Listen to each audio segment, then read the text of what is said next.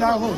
पुणे जिल्ह्यातील खेड तालुक्यातील आदर्श गाव रेटवडी या ठिकाणी स्वामी समर्थ मठ आणि त्याचे संस्थापक अध्यक्ष सद्गुरू विजय महाराज कावळे महाराज आणि या मठामध्ये आज तुलसी विवाह अगदी उत्साही वातावरणामध्ये संपन्न झालेला आहे आणि खेड तालुक्यातून नव्हे तर पंचक्रोशीतून अनेक भाविक भक्त या सोहळ्यासाठी उपस्थित राहिलेले आहेत।